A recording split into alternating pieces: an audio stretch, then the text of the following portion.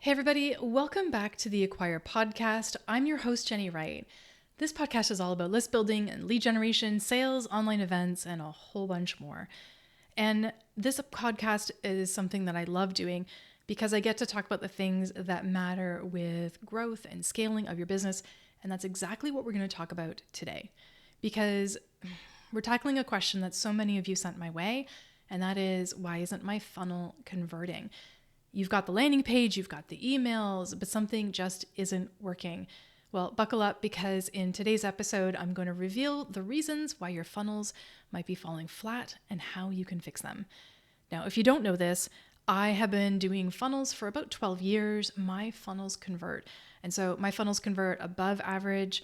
My landing pages for summits convert anywhere between 50 to 80%. Industry standard is about 20 to 33%. Sales pages that I create or funnels that I build for sales pages convert a lot higher than the norm. The norm is between 5 and 10%, and mine usually convert anywhere between 15 to 25, sometimes even higher. And then for webinars, I've had as high as 90% conversion on my webinar landing pages.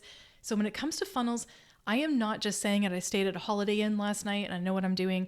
I've been doing this for over a decade, and I really do bring receipts, okay? And I'm really going to share what really converts.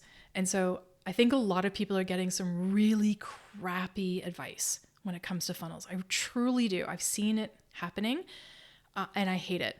All right. So there are, and I will say this, that not all page builders are built the same. So think about it this way. We have things like your actual software, the thing that you're hosting your funnel on, and the emails that you're sending. So I'll give you an example. Like if you're hosting the actual landing pages, sales pages, confirmation pages, and you're doing that in Divi and WordPress, that's going to look one way. And if you're doing it on Kajabi, it's going to look completely different. If you're doing it on ClickFunnels or Go High Level or Lead Pages, everything's going to look different and it's all going to convert differently. I will tell you right now that I have done and worked in every platform you can think of, from Hey Summit to Lead Pages to some of the older page builders to Kit, even built pages in Entreport and also in Infusionsoft, which is now called Keep. So every page builder you can think of, ClickFunnels, all of them, I have built something in them, and I've brought the same effort to conversion in all of them. And when we're looking at just pages to convert, there's a lot of things to take into consideration. I remember 12 years ago when I started off, ugly pages converted, right? You could put really crappy looking subpar banners with a really crappy looking opt-in form and nothing else on a page with like a headline and a tag, and it would convert. It was insane. But we've gotten more savvy, right? We have higher expectations. We expect more. And also we want people and landing pages particularly to cater to how we want to learn information. We want detail. We want to be convinced. We want to be sold. And so one of the biggest things that I see is a huge disparity between your funnel messaging and your actual offer. So if somebody goes through your funnel, I should say, and it feels like your offer is not a natural extension of you or what you do, or the natural next step for them, they're out. They are gone. Okay. It is land on the page and they are gone. And today what I want to do is break down how you can revisit your funnel from the view of a potential customer and look at your messaging and your positioning in such a way as to make sure that every part of it flows logically and naturally to the final offer, the final destination. And spoiler, it's going to be all about making sure that your value prop is crystal clear. Okay? Everything comes from your value proposition or your value prop. And so what we need to do is we need to look at those really like with a ton of analytics and also just a fresh mind. At the time that I'm recording this, I am going through a boatload of applications to be on my new bundle called Many Bundles, which is coming out in November. And so I'm reviewing applications which include a link to a landing page for a bundle product. And so I'm looking at all of these landing pages built in all different platforms and seeing what they're doing. And I will tell you right now that it runs the gamut, and that's okay, right? So I don't have the expectation that your funnel is going to be perfect out of the gate. And you're not a funnel builder necessarily, and maybe you are, but maybe you aren't. And maybe you have a team and maybe you don't. And maybe you're just using the basic version of a kit landing page, which is totally okay, okay? But what you have to look at, first of all, is that value prop and making sure that it feels in alignment, that your audience actually understands what it is that you're offering and it solves a problem, okay? So a lot of these landing pages and a lot of the information on them does not accurately convey what the product should do and how it's going to help. That's the first thing to look at. And that's the first thing that I'm going to tell you to do. Revisit that. And a lot of people are too close to their own stuff and they think that they don't think their poop stinks or other issues or other ways of explaining it. But I want you to look at it through the eyes of somebody who's never looked at it before, if at all possible, so you can look at it objectively. Okay? Let's take a look at the fact that there's no real connection between what your audience needs and the fact that they don't feel heard or seen when they look at your funnel, okay? Funnels these days, I've been seeing a ton of bland ones. Again, I've been going through this process of looking at applications for the mini bundles, and I've seen some really great stuff, and I've seen some stuff that needs a lot of work, which is actually why, and this is going to be news I'm going to share publicly very soon, I'm creating a product that is going to help, okay? That's really going to show people how to up level. And so with all these bland summits that I see, they're full of the same language, unlock, learn to, discover how. It's so full of cliche. And what I want you to look at is the metric for conversions is making your audience feel understood, seen, and valued from the very first touch point on your funnel. People will look at your page, read a headline, and bounce if they don't feel like that page speaks to them. And I will tell you, it's a lot more than just the words, okay? It has to feel visually in alignment. There was a woman who applied to be on the bundle, I think on Saturday, and I reviewed it yesterday, which was Sunday. And the funnel, the product, I should say, is all about human design and gene types. Okay, which is a very popular way of looking at life right now, whether or not your human design has an influence and what that does and so on and so forth. And the landing page fit the product, okay? So the way the landing page was built, the information on it spoke to the ideal audience of somebody who would be interested in human design, right? And also this point about gene types. And the page covered all of that, top to bottom. Now, there were areas that could be improved, like the form needed some improvement, a couple of the visuals might need some improvement, and so on, but there was nothing cookie cutter about that page. And anybody who was into human design who landed on that page would feel like they were in the right spot, right? And so the communication and the copy and the way it was built was very intuitive to the fact that this is what this person is sharing, and that was helpful. Another landing page that I saw on Friday was another person who was applying to be on the bundle, and her landing page looked like it came right out of the 80s, right? Before we had the internet. So, and if you lived in the 80s, and I know I'm dating myself, I have no problem. I love neon. It was neon, but it was clashy, right? It was clashing. Everything on the page was flat, meaning there was no drop shadow. There was no, I think, interest put into the design of it. We had a font on there that was almost illegible. It was almost a script font, but it was a bubbly script font. That's not conveying what that person wanted to convey, because the product they were trying to peddle as their bundle product was all about solving the problem of basically, what was it? I think tracking spending and creating budgets. And I don't think anybody really aligns themselves with creating budgets and tracking spending with neon colors and a bubble font. And that's not to say that you can't do it and have fun and be whimsical, because I love fun and whimsy, But the people who were landing on that page who have a problem with budgeting and tracking numbers are going to see that as being a potentially way too lighthearted and maybe not a fit. Now, you could counter argument me on that one and say, well, they're trying to make it fun and, not so heavy. And I completely agree with that.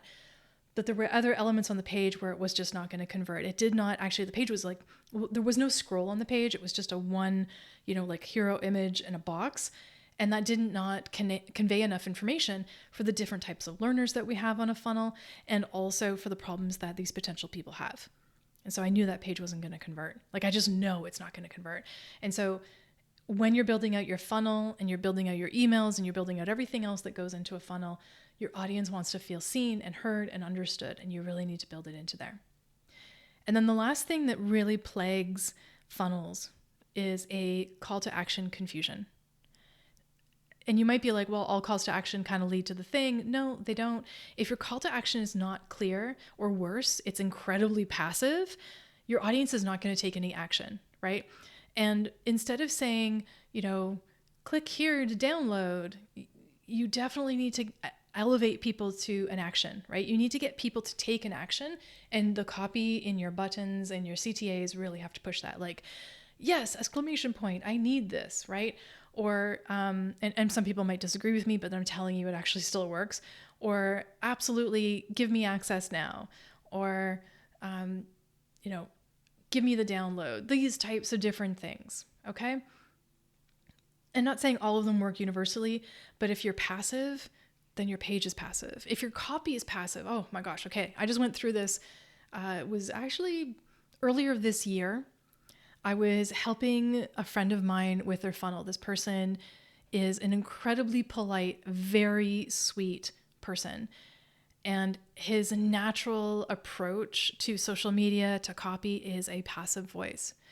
If you think this would help you, could you or would you click the button to get this? Like, it was literally that passive, like, pretty please, if you'd like to, could you possibly pretty please? I mean, that level of passivity, like being passive, is ridiculous, and it's not going to get anybody to do anything. Also, people are going to think, wow, that person really doesn't have a lot of confidence in what they're doing. Again, it conveys a lack of confidence when you're like that. And so I want you to really look at your language. There is a passive voice and an active voice. And if your language is passively done and written, you're going to experience a problem. All right. And then the last thing I'm going to cover, and we've talked about, not all page builders are built the same. And we've talked about call to action confusion. We've talked about lacking connection and alignment. The last thing that I really want to say is that funnels are just not a tool. They are a journey, and you're guiding people on them. And so people leak out of funnels. I want you to think of like a funnel as an actual funnel.